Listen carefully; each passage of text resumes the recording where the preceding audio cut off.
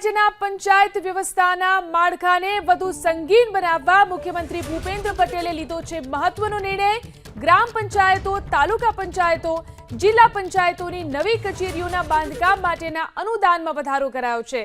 નવીન પંચાયત ઘરો માટે ગ્રામ પંચાયતોને 25 થી 40 લાખ રૂપિયા વસ્તીના ધોરણે અપાશે। ગ્રામ પંચાયત ઘર સાથે તલાટી કમ મંત્રી આવાસનું પણ નિર્માણ કરાશે। 10,000 કે તેથી વધુની વસ્તી ધરાવતા ગામોમાં ગ્રામ પંચાયત ઘર નિર્માણ માટે અગાઉ 27 લાખ રૂપિયાની ફાળવણી કરવામાં આવી હતી।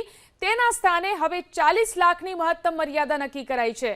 5 થી 10,000 સુધીની વસ્તીવાળા ગામોમાં આવા પંચાયત ઘરો બનાવવા માટેની મહત્તમ યુનિટ કોસ્ટ 12 લાખના સ્થાને 34.83 લાખ તેમજ 5,000 થી ઓછી વસ્તી ધરાવતા ગામો માટે નવીન પંચાયત ઘર નિર્માણ માટે વધુમાં વધુ રૂપિયા 17 લાખની સહાયના સ્થાને 25 લાખની સહાય રાજ્ય સરકાર આપશે।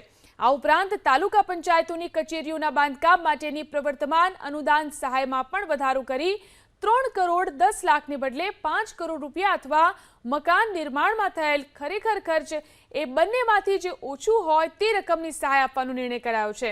તો જિલ્લા પંચાયતને તેના નવીન મકાનના નિર્માણ માટે 38 કરોડ રૂપિયાને બદલે 52 કરોડ રૂપિયા અથવા જે ખરેખર ખર્ચ થયો હોય એમાંથી જે ઓછું હોય તે પ્રમાણે યુનિટ કોસ્ટ અનુદાન રાજ્ય સરકાર આપશે।